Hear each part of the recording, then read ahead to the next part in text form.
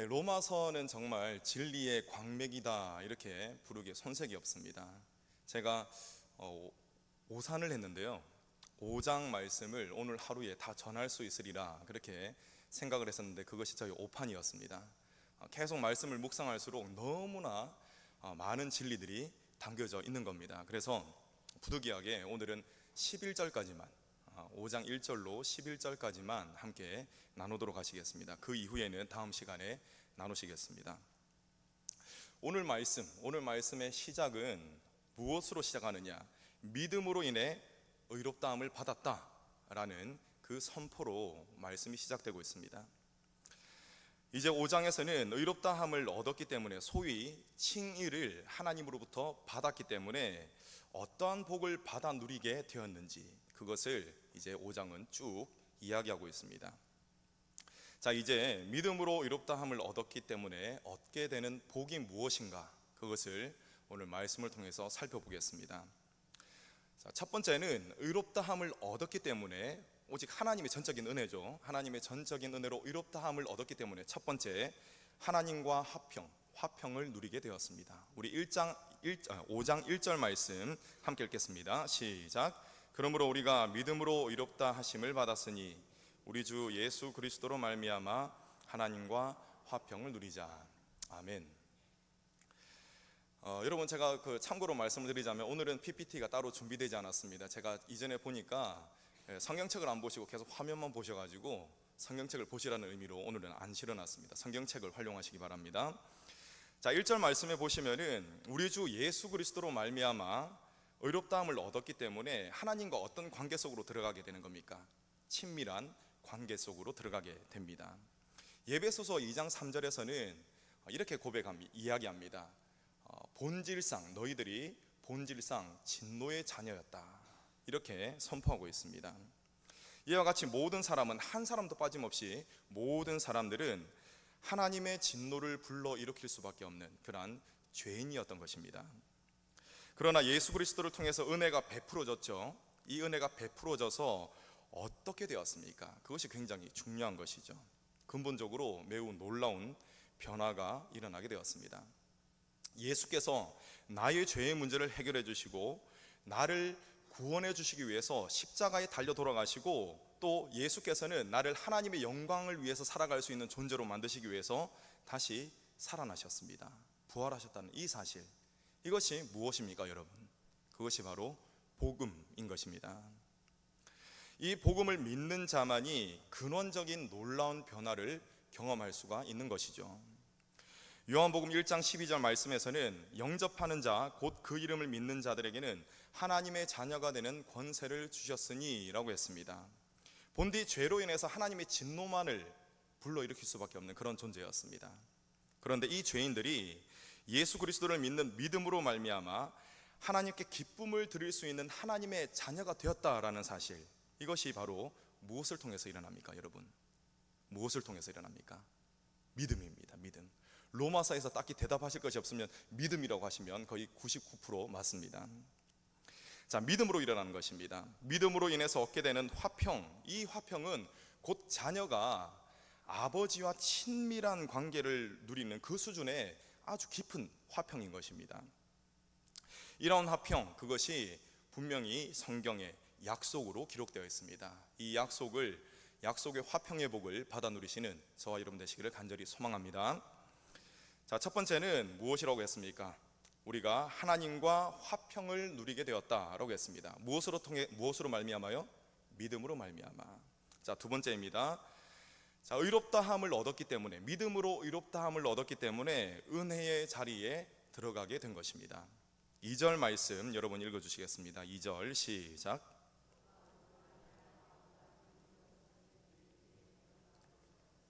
하나님의 영광을 바라고 즐거워하느니라. 아멘. 여러분, 은혜의 자리에 들어간다는 것은 굉장한 축복입니다. 놀라운 축복입니다.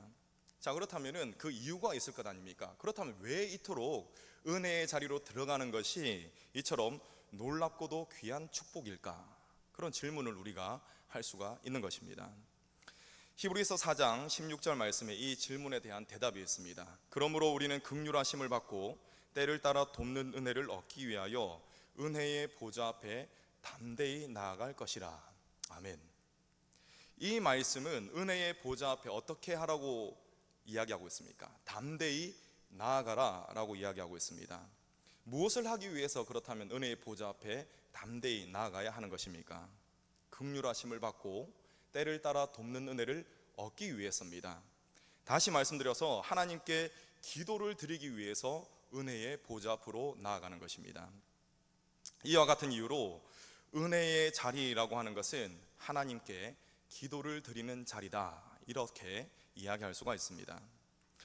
여러분, 우리가 기도를 드리고 있습니다. 여러분들도 오늘도 많은 기도를 드렸을 겁니다. 마지막에 누구의 이름으로 기도합니다 라고 이렇게 고백합니까? 예수님의 이름으로 기도합니다. 아멘. 이렇게 우리가 고백을 합니다. 예수님의 이름으로, 분명히 예수님의 이름으로 기도를 드립니다. 이제 은혜의 자리, 이것의 의미가 더 명확해졌을 것입니다. 은혜의 자리는 하나님께 나아갈 수 있는 기도의 자리를 의미하는 것이며, 이는 오직 예수 그리스도를 믿는 믿음으로 말미암아 받아 누리게 되는 복인 것입니다. 믿음으로 말미암아 은혜의 자리, 이 기도의 자리를 사수하시는 저와 여러분 되시기를 간절히 축원합니다. 자, 이제 세 번째입니다. 믿음으로 말미암아 의롭다함을 얻었기 때문에 하나님의 영광에 대한 소망을 가지게 된 것입니다. 우리 2절 말씀 중반부 보시면은 하나님의 영광을, 여기서부터 같이 읽겠습니다. 시작. 하나님의 영광을 바라고 즐거워하느니라. 아멘. 믿음으로 말미암아 새로워진 자들이 갖는 소망, 이 소망은 죄의 문제를 해결받지 못하는 믿음이 없는 사람의 소망과는 근본적인 차이가 있습니다. 믿음이 없는 사람들의 소망은 무엇입니까? 저도 예전에는 그 소망이 저에게 간절한 소망이었습니다. 어떤 소망이었냐면은 바로 자신의 바람입니다. 자신의 욕망, 이것이 소망인 것이죠. 예를 들자면은 더 좋은 집, 더 좋은 차를 가지면 좋겠다. 더 좋은 직장, 더 높은 연봉을 받았으면 좋겠다. 이것이 세상 사람들의 소망이다라는 것입니다. 세상 사람들에게는 영혼을 바라보는 눈이 없습니다. 영적인 눈이 감겨져 있습니다. 그렇기 때문에 그들의 시선은 오직 보여지는 곳에 집중되어 있습니다. 그러나 믿음으로 말미암아 새롭게 된 자는 그 시각도 완전히 변화되게 되어 있습니다. 이러한 극적의 시각의 변화를 잘 보여주는 말씀이 바로 고린도후서 4장 18절입니다. 바울의 고백을 잘 들어보시기 바랍니다. 우리가 주목하는 것은 보이는 것이 아니요 보이지 않는 것이니 보이는 것은 잠깐이요 보이지 않는 것은 영원함이라. 아멘. 여러분, 바울이 무엇을 주목한다라고 하고 있습니까? 보이지 않는 것, 그것을 주목한다라고 했습니다. 눈에 보이는 어떤 것이 아니라 보이지는 않지만 실존하시는 하나님, 보이지는 않지만 실제로 모든 인류의 역사와 우주 만물을 다스려 가시는 그 하나님을 자신은 주목한다라고 했습니다. 영원하신 하나님과 그 하나님의 나라를 주목한다라고 바울은 믿음으로 고백하고 있습니다. 여러분, 이 시각이, 영적인 시각이 무엇을 통해서 열리는 것입니까? 제가 뭐라고 말씀드렸죠? 믿음이라고 하시면 됩니다. 믿음입니다. 믿음을 통해서 영적인 시각이 열리게 되는 것입니다. 오직 믿음밖에 없습니다. 여러분, 잘 생각하셔야 합니다. 이것은 이 땅의 것을 아예 구하지 말라, 기도하지 말라, 그런 의미가 아니라 지금 나의 시선이 어디에 맞춰져 있는가를 생각해 보자라는 것입니다. 믿음으로 말미암아 새롭게 된 사람은 삶도 열심히 살게 되어 있습니다. 결코 대충 살지 않습니다. 그러나 믿음의 사람, 이 믿음의 사람은 세상에서 열심히 살기는 하지만 항상 무게의 중심이 어디에 맞춰져 있습니까? 하나님께 맞춰져 있는 것이죠. 그렇기 때문에 그의 고백은 이렇습니다. 먹든지 마시든지 무엇을 하든지 하나님의 영광을 위해서 하라. 그것이 그의 간절한 목표가 되는 것입니다. 믿음으로 말미암아 하나님의 영광을 추구하는 우선순위의 삶을 사시는 저와 여러분 되시기를 간절히 소망합니다. 사도 바울은 믿음으로 의롭다함을 얻었기 때문에 얻게 된 복이 더 있다라고 이야기하고 있습니다. 우리 3절 말씀 여러분 읽어주시겠습니다. 3절 시작. 환난은 인내를, 아멘. 3절 초반부 이렇게 이야기하고 있죠. 다만 이뿐 아니라 라고 이야기하고 있습니다. 더 있다는 것입니다. 뒤에 어떠한 내용이 이어집니까? 우리가 환난 중에도 즐거워한다 라고 했습니다. 믿음이 없는 사람의 입장에서는 있을 수 없는 일입니다. 환난 중에 즐거워할 수가 없는데 왜 즐거워하는 것입니까? 자, 여기서 믿음으로 의롭다함을 얻었기 때문에 받게 되는 네 번째 복이 등장합니다. 자, 네 번째 복은 의롭다함을 얻었기 때문에 고난과 환난 가운데도 영광이 나타난다는 것입니다. 고난은 괴로움과 어려움을 통틀어서 일컫는 단어입니다. 주로 내적인 그런 어려움을 겪는 것을 고난을 겪는다라고 많이 사용합니다. 그리고 환난은 근심과 재난을 통틀어서 일컫는 말입니다. 이것은 외적으로 겪는 어려움을 표현할 때 많이 사용되는 단어입니다. 믿음이 없는 사람들 중 대다수의 많은 사람들은 고난과 환난을 마냥 피하고자 합니다. 개중에 정신력이 강한 사람들은 고난과 환난을 자기 발전의 기회로 삼기도 합니다. 그러나 이는 어디까지나 자기 발전 그 수준입니다. 즉 스스로의 힘으로 고난과 환난을 극복하고자 하는 것에는 반드시 한계가 있다는 것이죠. 분명한 한계가 있습니다. 믿는 자는 이 고난과 환난을 대하는 태도가 완전히 다릅니다. 자, 3절 말씀에 여러분 성경을 보시기 바랍니다. 3절 말씀에 환난이 무엇을 가져온다라고 했습니까? 인내입니다. 믿음의 사람에게는 이 환난이 인내를 가져온다라는 것이죠. 여러분, 믿음이 없는 인내는 무엇을 가져올 것 같습니까? 믿음이 없는 인내가 무엇을 가져올까 제가 곰곰이 생각해 봤습니다. 그랬더니 결론이 내려지더라고요. 화병과 우울증이다.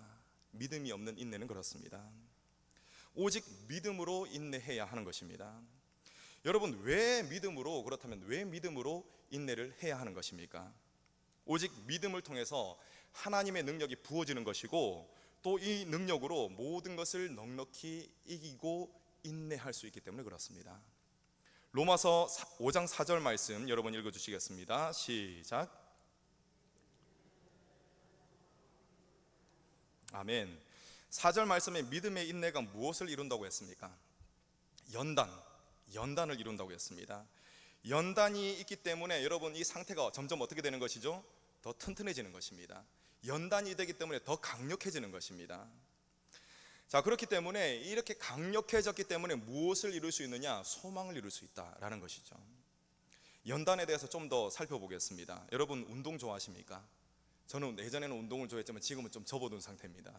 다시 시작해야죠. 평소에 운동을 안 좋아한다 하시더라도 이 시간만큼은 좋아한다라고 생각하시고 들으시기 바랍니다.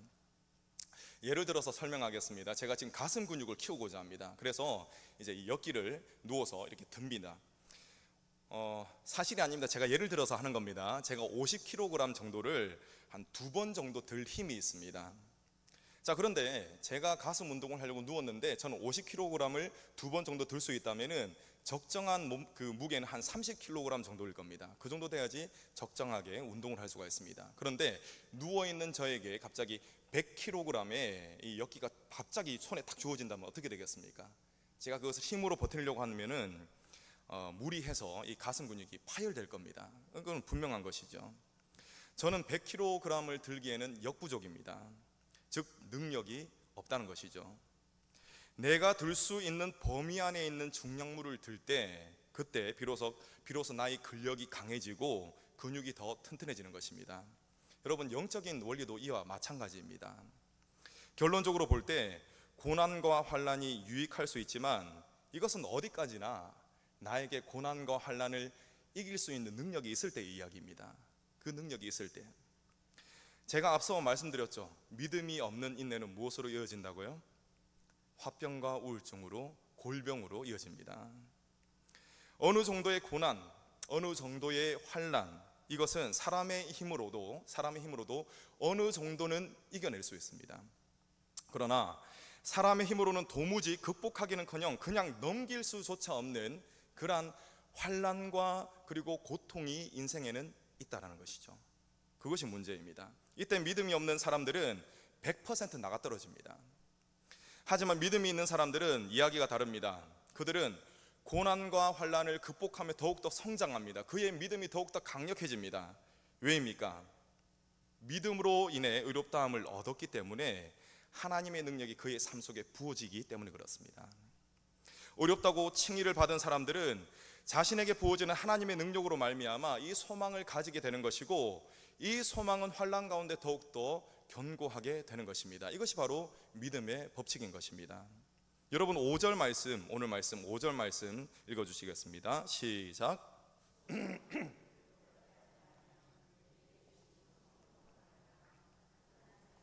우리 마음에 부은 바 되미니. 아멘. 여러분 소망이 우리를 어떻게 만든다고요? 부끄럽게 하지 않는다라고 했습니다. 부끄럽게 하지 않는다.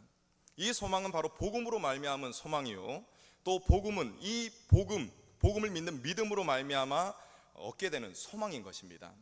이 소망이 부어지는 근원은 바로 하나님의 사랑인 것입니다. 5절 끝부분을 보시기 바랍니다. 하나님의 사랑이 우리 마음에 부은 바 되미니. 아멘.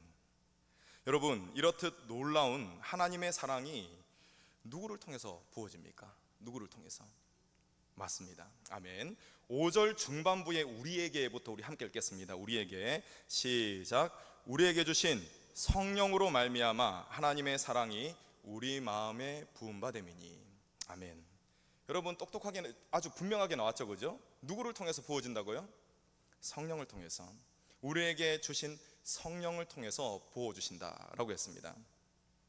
성령께서는 믿음으로 의롭다함을 얻은 자, 곧 칭의를 얻은 자와 함께 하십니다. 그리고 그에게 계속적으로 하나님의 사랑을 확신시키십니다.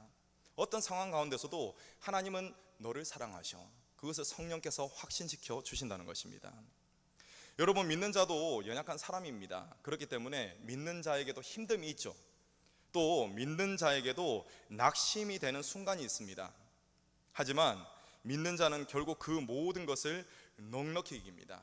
왜냐하면 은혜로운 성령께서 그 영혼에게 하나님의 사랑을 부어주시기 때문에 그렇습니다. 사랑을 부어주셔서 매 순간 하나님의 사랑을 확증시켜 주시기 때문에 이길 수가 있는 것입니다. 그렇기 때문에 믿는 자는 다음에 고백을 할 수가 있습니다. 나는 지금 힘들지만 괜찮다. 하나님은 나를 사랑하신다. 나는 지금 형편없는 처지에 있지만 그래도 괜찮다. 하나님은 나와 함께 하신다. 이런 고백을 믿음으로 할 수가 있는 것입니다. 이러한 고백을 하는 사람이 어떤 사람입니까?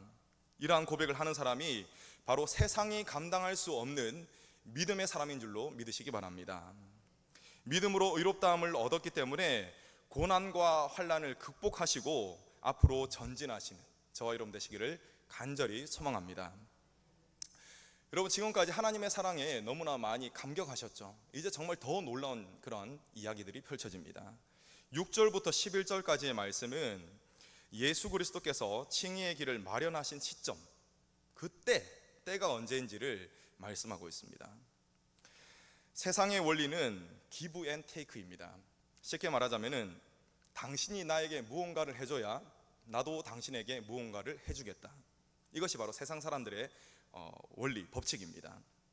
이런 마음가짐으로 많은 사람들이, 대부분의 사람들이 살아가고 있습니다. 솔직히 사람들이 기본적으로 이런 생각을 가지고 있기 때문에 구원을 받는 것도 이렇게 생각합니다. 내가 하나님께 무언가를 해야지, 쉽게 말하면 하나님께 이쁜 짓을 해야지 내가 구원을 받는다라고 생각하는 사람들이 있습니다. 하지만 이것은 잘못된 것입니다. 오늘 말씀은 이러한 오해, 이것을 오해라고 말할 수가 있죠. 이 오해를 한 번에 깨는 그러한 아주 명쾌하고도 시원한 말씀입니다. 하나님께서는 의롭다함을 얻을 수 있는 이 칭의의 길을 예수 그리스도의 생명을 통해서 닦아 놓으셨습니다. 하나님께서는 사람들이 스스로 어찌할 수 없는 이 죄의 문제를 예수 그리스도의 생명으로 해결해 주셨는데, 이 해결의 시점, 이 해결의 때, 이것에 대해서 주목해 보시기 바랍니다. 여러분 6절 말씀 여러분 읽어 주시겠습니다. 6절 시작.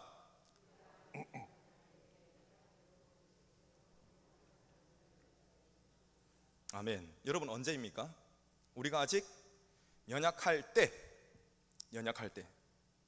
우리가 아직 연약할 때 예수 그리스도께서 죽으셨습니다. 우리를 위하여 죽으셨습니다. 하나님께서 하셨던 기약, 즉 하나님께서 하셨던 약속대로 예수 그리스도를 이렇게 생명을 주셨다는 것입니다. 그리스도의 생명을 주셨다는 것이죠. 그리고 6절 후반부에는 이 사실을 한 번 더 강조합니다. 경건하지 않은 자를 위하여 죽으셨도다. 경건하지 않은 자. 세상 사람들은 자신에게 이익이 될 만한 사람들에게는 간이라도 빼줄지언정 자신에게 득이 안 되는 사람들은 거들떠보지 않습니다. 세상 사람들은 그렇습니다. 7절 말씀이 이를 잘 드러내고 있거든요. 7절 말씀 여러분 읽어주시겠습니다. 시작.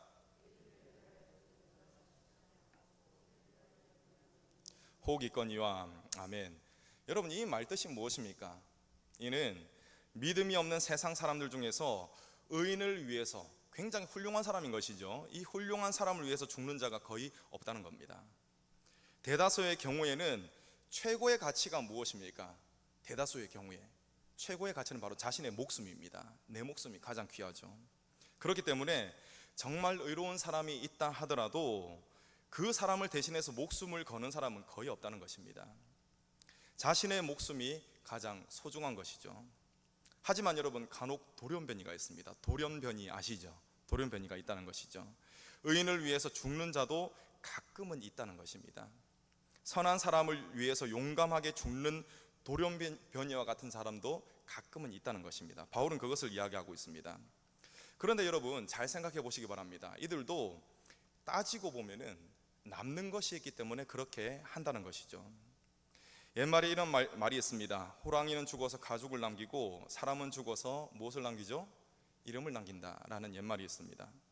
모양새는 다양하겠지만 자신의 이름을 높이고자 하는, 자신을 명예롭게 하고자 하는 그런 명예욕이 사람에게는 있다는 것입니다.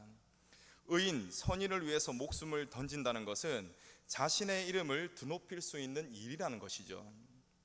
엄격히 따져보니까 그래도 자신에게 돌아올 무엇인가가 있어야 목숨을 바칠 수 있다는 것을 알 수가 있습니다. 그런데 여러분, 주님은 어떠십니까? 우리 주님, 연약하고 보잘것없는 우리에게 뭐가 있는 것이 아니에요. 허물만 있습니다. 그런데 그런 우리들을 위해서, 우리들을 구원하시기 위해서 십자가에 목숨을 내놓으신 것입니다. 8절의 말씀, 여러분 8절의 말씀은 이 의미를 더 심화시킵니다. 8절 말씀 여러분 읽어주시겠습니다. 시작. 하나님께서 우리에 대한 자기의 사랑을 확증하셨느니라. 아멘. 여러분, 언제입니까? 우리가 아직 죄인 되었을 때라고 했습니다. 여러분, 죄인은 어떻습니까? 연약한 상태에서 한층 더 나아간 상태입니다. 죄는 헬라어로 하마르티아입니다. 하마르티아는 궁수가 화살을 쏘는 겁니다. 제가 하마르티아를 설명하겠습니다. 궁수가 화살을 쐈습니다. 관역을 향해서 쐈어요. 그런데 이 관역을 빗나가는 겁니다. 이 상태가 뭐냐면은 하마르티아입니다. 관역을 빗나갔다. 이것이 죄라고 하는 것입니다. 여러분, 인생의 궁극적인 목표가 누구입니까? 인생 궁극적인 목표 누구입니까? 하나님이시죠. 그런데 우리 모두는 하나님께 영광을 돌리기 위해서 창조되었지만, 그렇지만 인류가 불순종함으로 인해서 타락해버려서 하나님께 영광을 돌리고자 하는 것, 그것은 안중에도 없어져 버렸다는 것입니다. 그래서 하나님을 마음에 두지 않는 상태가 되었습니다. 그래서 인간이 하는 모든 것이 하나님의 뜻과 어긋나 버리게 됐다는 것이죠. 그래서 사람들이 이것이 하나님의 뜻이다라고 말을 하고 행한다 하더라도 그것이 하나님의 뜻이 아닌 경우가 굉장히 많이 있다는 것이죠. 여러분, 이것이 무엇입니까? 마음에 하나님을 두지 않아 가지고 하나님의 뜻과 맞지 않는 것, 이것이 바로 죄라는 것이죠.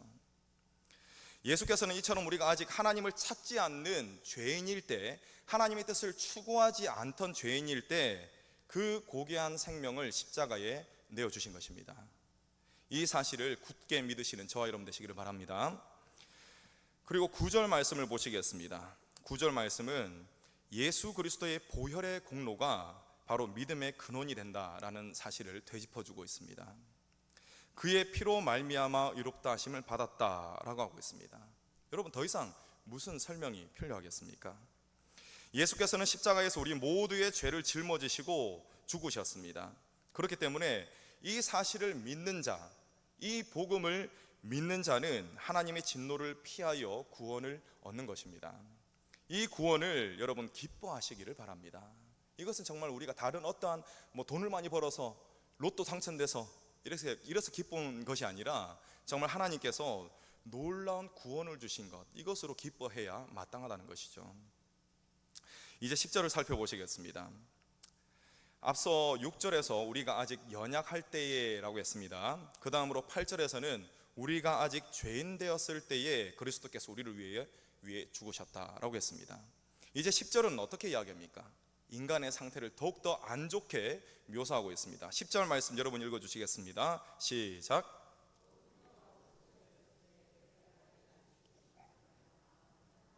화목하게 되었은즉 화목하게 된 자로서는 더욱 그의 살아나심으로 말미암아 구원을 받을 것이니라. 아멘. 여러분, 언제입니까? 우리가 원수 되었을 때. 배반하고 대적하는 자를 원수라고 합니다. 불순종으로 하나님을 떠난 인간은 연약한 상태에서 머무르지 않고 단순히 하나님의 뜻을 추구하지 않는 그러한 죄인의 상태에서 머무르지 않고 원수의 자리까지 나갑니다. 그럼 수많은 그런 역사적인 증거가 있죠. 대표적인 게 바벨탑 사건입니다. 사람들은 하나님의 그 뜻을 무시하고 하나님을 의도적으로 대적합니다. 그러한 위치에까지 있게 됩니다. 이러한 존재가 바로 다름 아닌 인간이라는 것입니다. 사람들이 이러한 원수의 상태에 머물러 있으면서 아직 의롭다함을 얻기 위한 그런 얻을 만한 행동을 아무것도 하지 않았을 때, 그때 하나님께서는 그의 아들 예수 그리스도를 십자가에 내어주시고 그를 죽이셨다는 것입니다. 제물로 삼아서 죽이셨다는 것이죠. 여러분, 우리는 이 말씀을 통해서 하나님의 사랑이 얼마나 크고 놀라운 사랑인지를 우리는 알 수가 있습니다. 정말 찬송가의 가사처럼 하늘을 두루마리 삼고 또 바다를 먹물 삼아도 하나님의 그 크신 사랑을 다 기록할 수가 없는 것입니다. 그것이 사실인 것입니다. 여러분, 10절 말씀 한 번 더 읽겠습니다. 10절 말씀 시작. 곧 우리가 원수 되었을 때에 그의 아들의 죽으심으로 말미암아 하나님과 화목하게 되었은즉 화목하게 된 자로서는 더욱 그의 살아나심으로 말미암아 구원을 받을 것이니라. 아멘. 이 말씀처럼 하나님의 원수였던 우리들이 예수님의 죽음을 통해서 하나님과 화해하게 되었고, 이렇게 회복된 하나님과의 관계 속에서 부활하신 예수님의 도우심으로 말미암아 구원의 여정을 지속해서 나아갈 수가 있는 것입니다. 여러분, 말씀을 맺겠습니다. 저와 여러분은 예수님의 대속의 은혜로 말미암아 의롭다함을 얻으신 줄로 믿으시기 바랍니다. 의롭다함을 얻으셨기 때문에 하나님과 어떻게 지내는 것이 마땅한 것입니까? 화목하게, 화평하게 지내는 것이 마땅한 것입니다. 이러한 화평의 은혜가 저와 여러분에게 있기를 간절히 소망합니다. 또 의롭다 하심을 이미 얻었기 때문에, 믿음으로 말미암아 얻었기 때문에 하나님께서 베풀어 주신 은혜의 자리인 기도의 자리를 굳게 지키시기를 바랍니다. 또한 의롭다함을 얻었기 때문에 하나님의 영광에 대한 소망, 천국의 소망을 끝까지 가지시기 바랍니다. 마지막으로 믿음으로 의롭다함을 얻었기 때문에 고난과 환난 가운데 비록 있다 할지라도 더욱 성장하시며 내주하시는 성령님으로 말미암아 하나님의 사랑을 끊임없이 경험하시는 저와 여러분의 되시기를 간절히 소망합니다. 그리고 마지막으로 그 하나님의 놀라운 사랑, 예수 그리스도를 통해서 베풀어진 이 하나님의 놀라운 사랑을 여러분들의 지인들에게 전해주시기를 간절히 소망합니다. 아멘.